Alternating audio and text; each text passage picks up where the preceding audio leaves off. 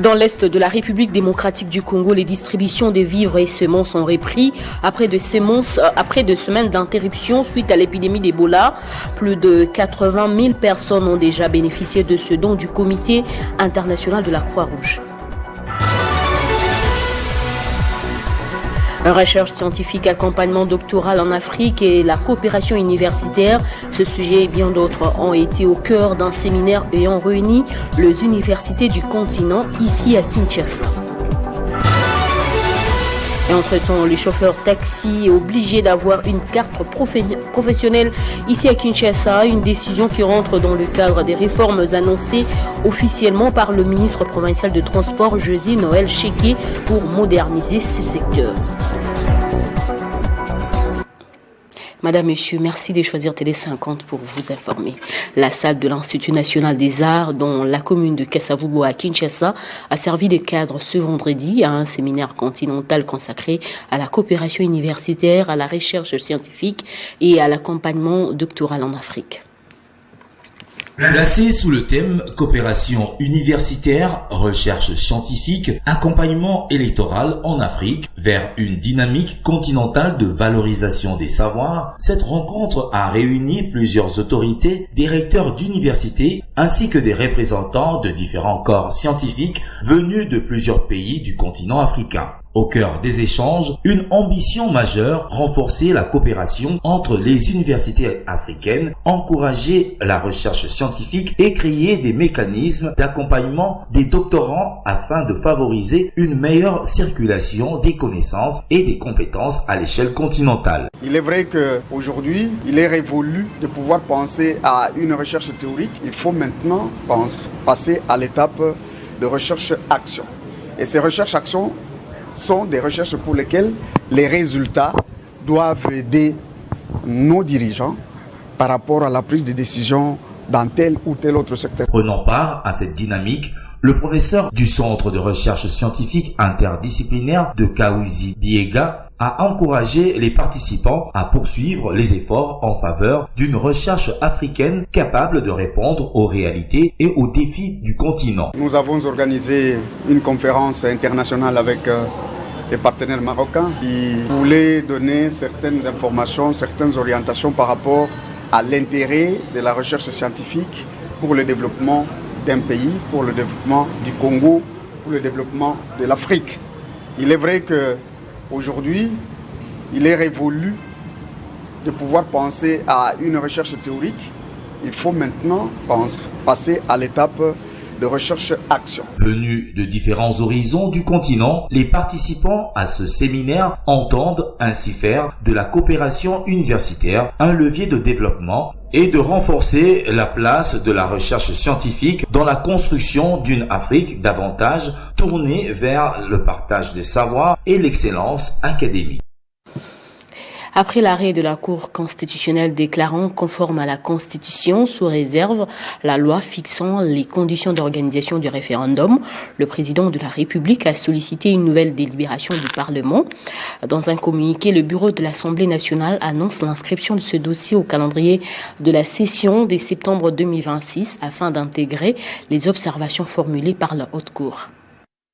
Le débat autour de la loi fixant les conditions d'organisation du référendum en République démocratique du Congo connaît un nouveau développement. Après l'arrêt R-Cons 2695 rendu le 28 juillet 2026, la Cour constitutionnelle avait déclaré le texte conforme à la Constitution, tout en formulant des réserves portant notamment sur la suppression, la substitution et la réécriture de certaines dispositions. Dans un communiqué daté du 13 août 2026, le bureau de l'Assemblée nationale annonce avoir reçu, à la suite d'une lettre du président de la République datée du 10 août, une demande de nouvelle délibération de cette loi. Les bureaux s'engagent à inscrire ce dossier au calendrier de la session de septembre afin d'intégrer les indications formulées par la Haute Cour. Sur le plan juridique, cette démarche s'inscrit dans le mécanisme prévu par l'article 137 de la Constitution. Cette disposition permet au président de la République, dans les 15 jours suivant la transmission de la loi, de demander demander à l'Assemblée nationale ou au Sénat une nouvelle délibération de la loi ou de certains de ses articles. Cette nouvelle délibération ne peut être refusée. Le texte est alors réexaminé par les deux chambres et adopté à la majorité absolue de leurs membres. Mais cette nouvelle délibération ne signifie pas que le président ou le Parlement peut ignorer l'arrêt de la Cour constitutionnelle. La question essentielle est plutôt de savoir comment les observations de la Haute Cour seront intégrées dans les textes lors de ce nouvel examen. Le communiqué de l'Assemblée nationale est à cet égard particulièrement significatif. Le bureau ne parle pas d'une remise en cause de l'arrêt de la Cour, mais de l'intégration des clauses interprétatives formulées par celle-ci. Cela laisse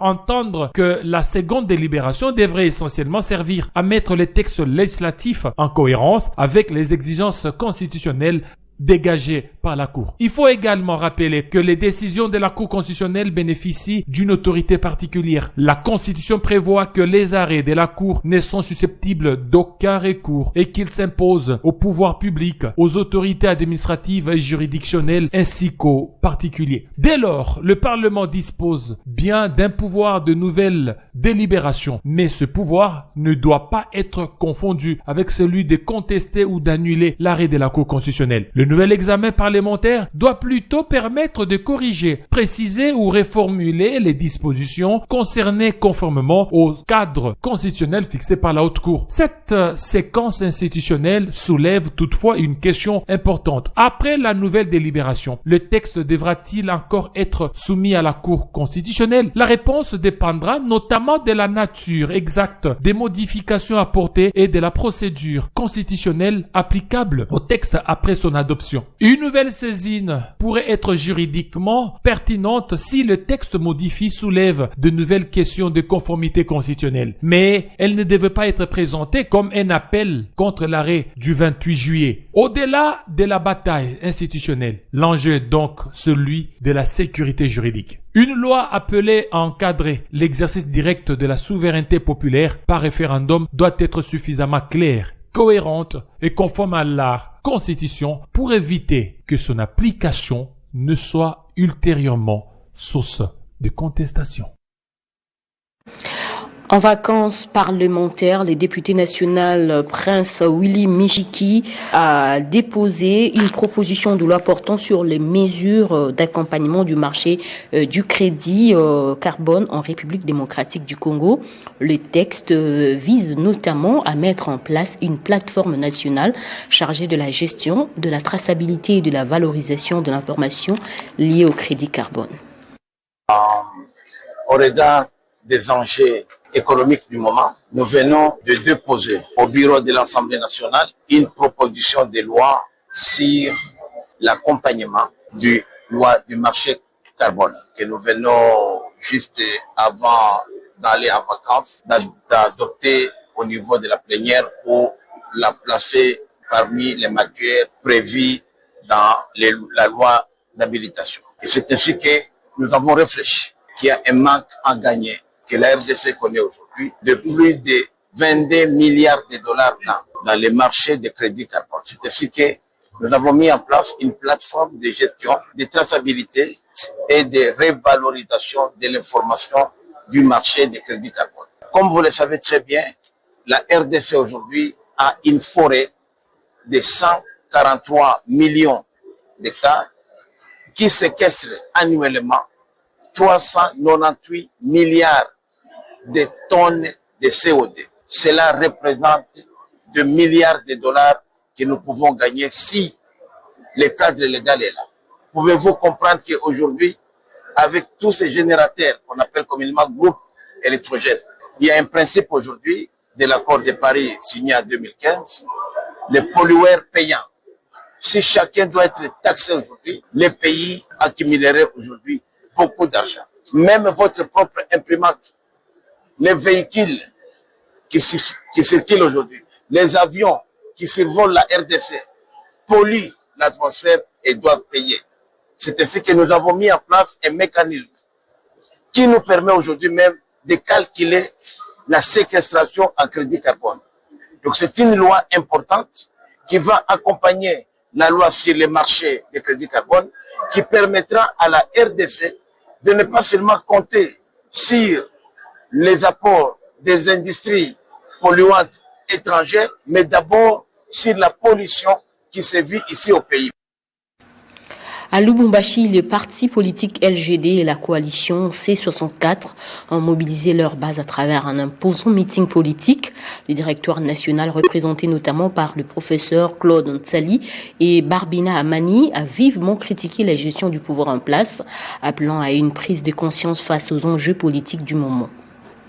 Une forte délégation du parti Leadership et Gouvernance pour le Développement, cher à l'ancien Premier ministre Matata Ponyo-Mapon, ensemble avec la coalition C64, a fait une entrée remarquable ce jeudi 13 août 2026 à Lubumbashi, chef-lieu de la province du Haut-Katanga. Au signe de constitution, au signe du courant. Cette mission politique a un objectif précis, défendre la constitution en vigueur, faire barrage à toute velléité de modification constitutionnelle perçue comme un motif pour prolonger le pouvoir en place et plaider pour une sortie de crise tant sur le plan politique et sécuritaire. Un régime qui a mis le Congo dans une situation chaotique. Pour cela, nous avons fait une tournée interprovinciale pour dire à notre population de se lever. Dirigée de main de maître par Serge Mukendi, chargé des communications et médias, la manifestation a vu converger de nombreux militants et militantes autour des figures clés de cette coalition.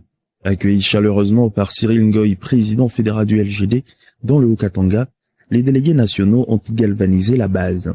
La motivation est simple parce qu'on ne négocie pas sa liberté, on ne négocie pas son destin. Les Congolais font face à leur destin et ils sont dans l'obligation de défendre leur destin. La rencontre a également connu la présence de Aubin Kassongo, président de l'Envol à Lubumbashi, et représentant de la coalition C64 à ses assises, aux côtés de nombreux militants, militantes et membres de la population. C'est à travers des échanges directs avec la population locale, une démonstration de force pacifique, que cette coalition a marqué les esprits dans le Haut-Katanga, avec l'implication active des responsables locaux. La peur doit changer de camp. Viva, viva, 2028,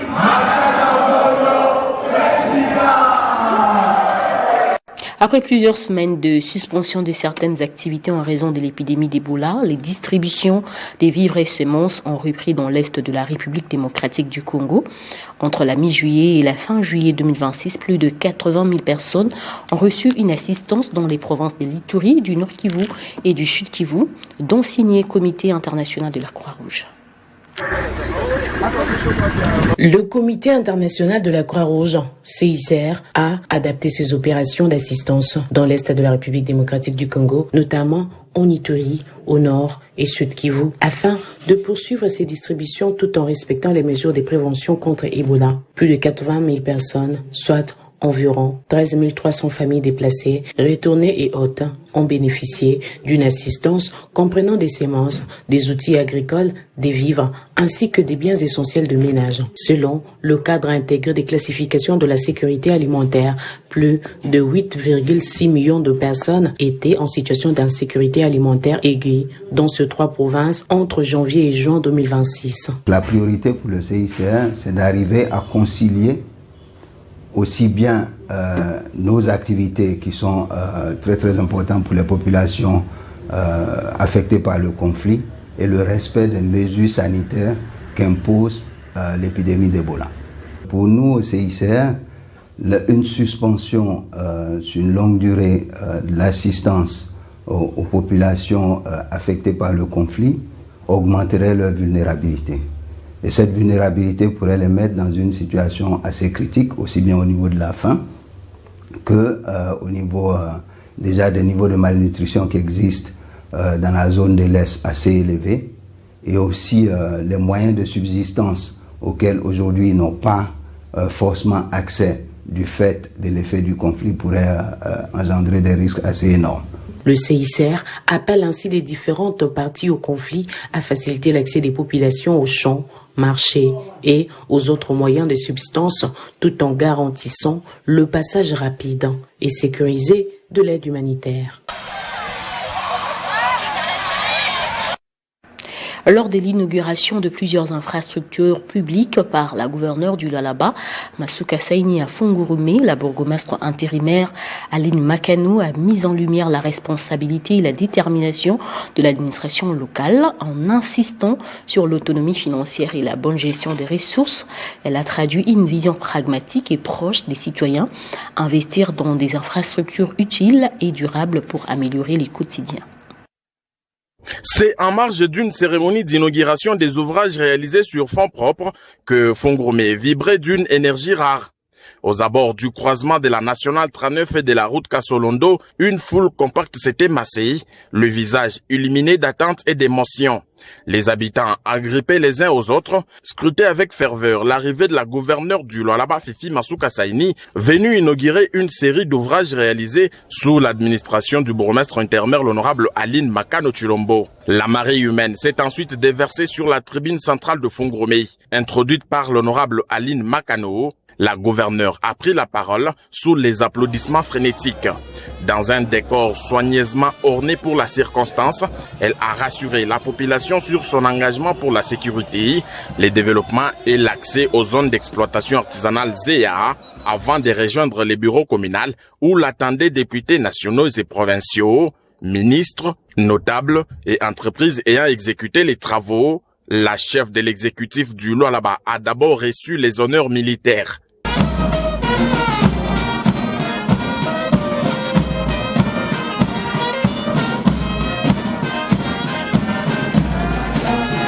Usage protocolaire observé, place au discours empreint de reconnaissance envers le président de la République Félix Tshisekedi Tshilombo et la confiance placée en la femme dans la gestion publique. Il a été prononcé par la grande dame de Fungurume, l'honorable Aline Makano, véritable marque déposée du rayonnement communal. Permettez-moi également, au nom de toute la population de Fungurume, de rendre nos hommages les plus déférents à son Excellence Monsieur Félix Antoine Tshisekedi Tshilombo, chef de l'État, pour sa vision et sa volonté de faire du développement à la base une réalité concrète. Excellence Madame le Gouverneur, Fungurume vous souhaite la bienvenue à vous et à toute votre délégation. Votre présence parmi nous n'est pas une simple visite protocolaire. Vous êtes venus inaugurer des ouvrages réalisés, lancer de nouveaux projets et visiter des chantiers en cours. Vous êtes donc venus voir sur le terrain comment la vision provinciale de développement se transforme progressivement en résultat. La journée s'est transformée en un véritable parcours d'inauguration. La salle polyvalente réalisée par l'entreprise MIS, le bureau du comité local de développement CLD construit par Rejoice Service, le centre de formation professionnelle, la sous-division éducationnelle de Lubudi 2, ainsi que le bâtiment du quartier Mwelampandé, jumelé à celui de la police. Chaque étape était saluée par le regard admiratif d'une population consciente de vivre un moment historique. Un cocktail est venu clore cette journée mémorable, mêlant l'utile à l'agréable. Ce fut plus qu'une cérémonie, un témoignage de bravoure et de dévouement d'une femme, l'honorable Aline Makano, au service de sa commune, de sa province et de sa nation. L'événement a suscité plusieurs réactions sur place, notamment celle du bourgmestre de la commune de Ndjili, qui salue l'action de la municipalité, avec lui plusieurs autres notables de la commune. Je suis épaté par rapport à ce que je suis venu découvrir ici à Fungurume. Le président de la République, Félix Antoine Tshilombo, est en train de construire ce pays. Ce que j'ai vécu en Ndjili, ce que nous avons réalisé en Ndjili, c'est de la même chose qui sont en train d'être réalisées ici dans la commune de Fungurume. Et au-delà de la détermination, je compris aussi l'affection, l'amour de la patrie et l'amour d'accompagner la vision du président de la République et la politique de Madame la gouverneure ici dans la commune de Fungurume. Donc j'ai dit chapeau bas à ma collègue, chapeau bas, et je demanderai à toute la population de Fungurume de faire confiance à leur bourgmestre. Moi j'avais dit depuis longtemps que la dame ici incarnait la vision du chef de l'État dans le testament de Madame la gouverneure. Parce que elle est arrivée au point où toutes les infrastructures étaient aux arrêts. Quand bien même elle fait l'intérim. Voilà, aujourd'hui, nous inaugurons cette salle polyvalente. En tout cas, Je commence d'abord par remercier Madame Aline Makano pour son courage, pour son dévouement et tout ce qu'elle fait, c'est pour la communauté. Parce que chez nous, on dit, ce qui est fait sans nous, c'est contre nous. Sani Shigotena Semaka, président Félix, le président mzuri sana. Basi atupatia mama mzuri kwa kuongoza hii Lualaba. En tant que représentant donc de toutes les tribus du Lualaba, territoire de Lubudi, je suis vraiment très content donc de la présence du gouverneur de la province du Lualaba ici chez nous à Fungurume pour inaugurer beaucoup d'ouvrages aujourd'hui. Modernisation dans le Lualaba toujours. Un nouveau bâtiment verra le jour dans la commune de Manika cette fois-ci. Il s'agit d'un rez-de-chaussée de plus de 10 niveaux qui va abriter les bureaux des conseillers communaux et le Conseil national de la jeunesse.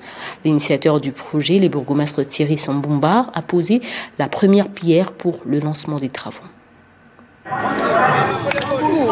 Dans le cadre de sa vision de modernisation des infrastructures dans sa juridiction, le bourgmestre de la commune de Manika, maître Thierry Mujinga Sambumba, a procédé ce mercredi 12 août 2026 au lancement officiel des travaux de construction d'un bâtiment moderne à 2 niveaux destiné à abriter les sièges du conseil communal de Manika, du conseil communal de la jeunesse ainsi que du parlement des jeunes de la même entité. L'édifice sera construit sur l'avenue Mpolo dans les quartiers Mununka. La réalisation des travaux dont le lancement a été marqué par la pose de la première pierre sera assurée par l'entreprise Spartan Caris. À travers cette initiative, l'autorité communale entend non seulement offrir un cadre approprié aux 3 institutions, mais également doter la jeunesse d'une infrastructure durable appelée à servir les générations futures et celles qui seront amenées à prendre la relève dans la gestion de la chose publique. Ici, on va construire un bâtiment R+D, c'est-à-dire le rez-de-chaussée plus ces 2 niveaux. Au rez-de-chaussée, on va construire une très grande salle qui va abriter les manifestations des mariages et d'autres activités. Et les gens pourront aussi louer cette salle-là pour leurs activités privées. Au premier niveau, c'est là où on va mettre plusieurs institutions. Les bureaux d'abord des conseillers communaux, conseil de la jeunesse ainsi que les parlements des jeunes. Les bénéficiaires ont exprimé leur satisfaction et salué cette initiative du bourgmestre Thierry Mujinga Sambumba dont la vision de développement s'inscrit dans la dynamique de modernisation du Lualaba impulsée par l'autorité provinciale Fifi Masuka Saini. Namina encouragé bourgmestre Thierry Sambumba et si d'abord le peuple. Premièrement, nous disons sincèrement merci à monsieur le bourgmestre de la commune de Manika. Vu la situation financière de cette commune et les réalisations, en tout cas, il n'y a pas match. La cérémonie s'est déroulée dans une ambiance de liesse populaire. Une population visiblement enthousiaste a manifesté son soutien aux initiatives de son autorité communale. Sur impulsion du gouverneur de la ville Daniel Bumbar, le ministre provincial en charge du transport et mobilité urbaine, Jésus Noël Cheke, a annoncé officiellement la réforme du secteur du transport par l'instauration de la plaque commerciale d'exploitation et de la carte professionnelle de conducteur de moyens de transport des personnes et des biens.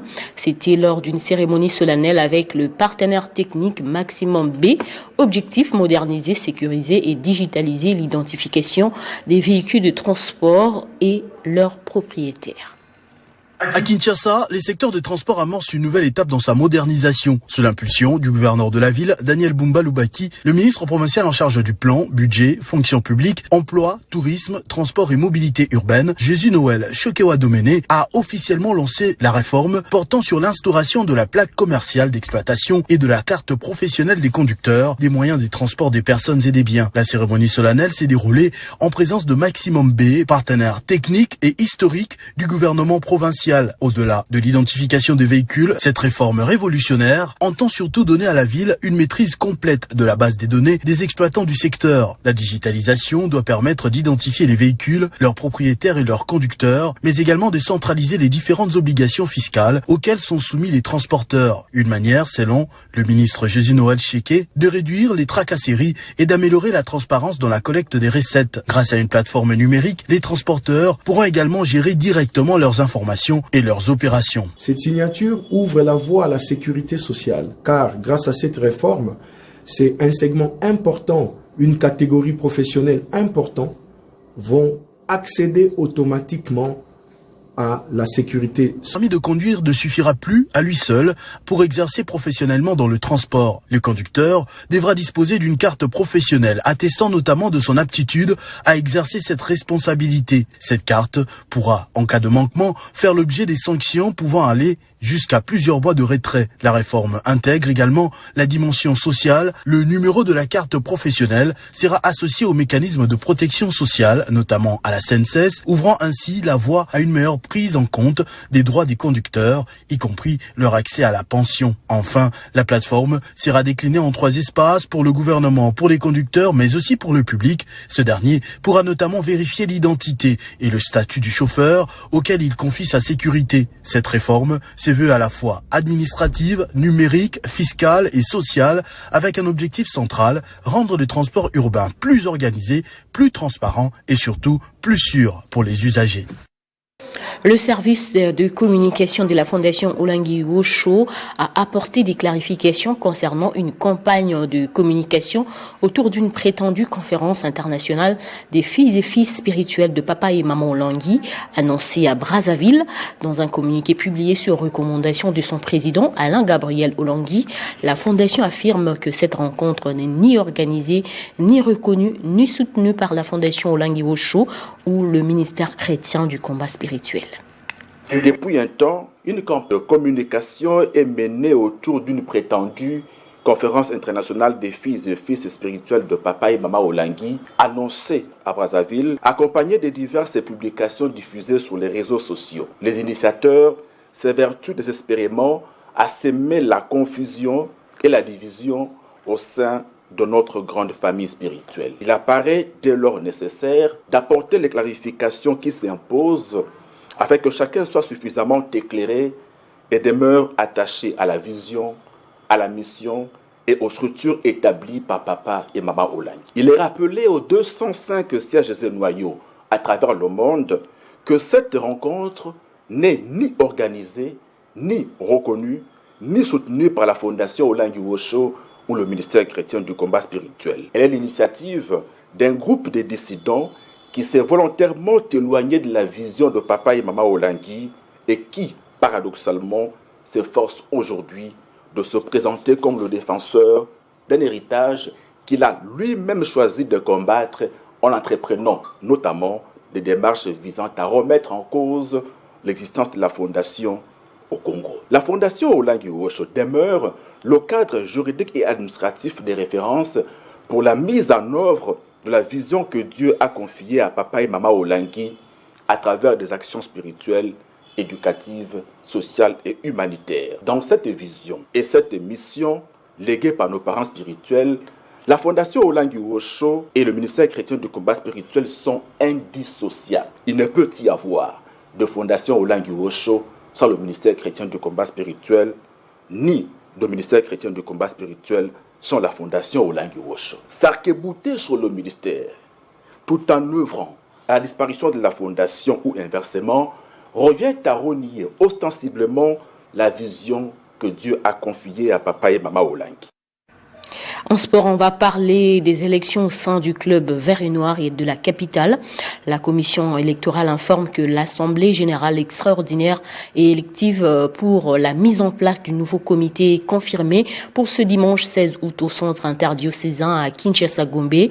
Et à l'issue de la tripartite tenue hier jeudi et après concertation avec le président du comité de sages, la mini-assemblée du club initialement prévue ce samedi 15 août au siège provisoire du Conseil de sages à Delvaux est délocalisée pour la petite salle de réunion de la Sanco à partir des 13h.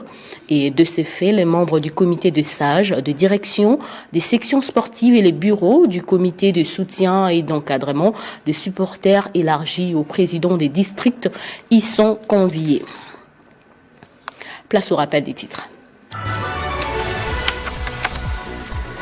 Dans l'est de la République démocratique du Congo, les distributions des vivres et semences ont repris après 2 semaines d'interruption suite à l'épidémie d'Ebola.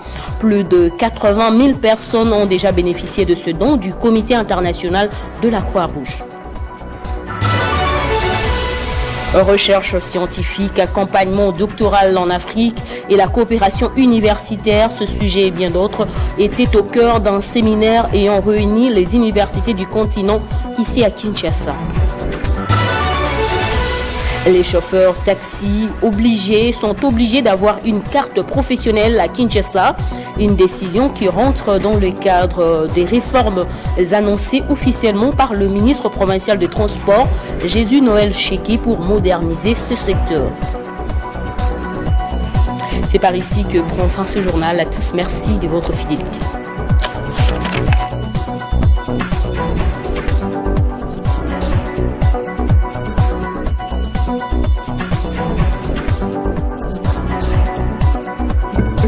Retrouvez toute l'actualité en continu sur www.tele50.cd.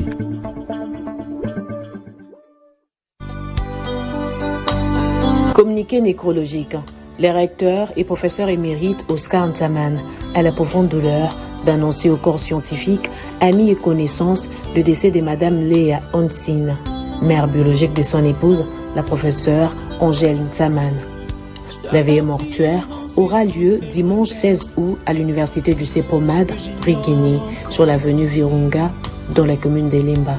Le corps sera exposé dimanche du 7 août à l'hôpital Saint-Joseph de Limété, suivi de l'inhumation au cimetière de la nécropole entre terre et ciel.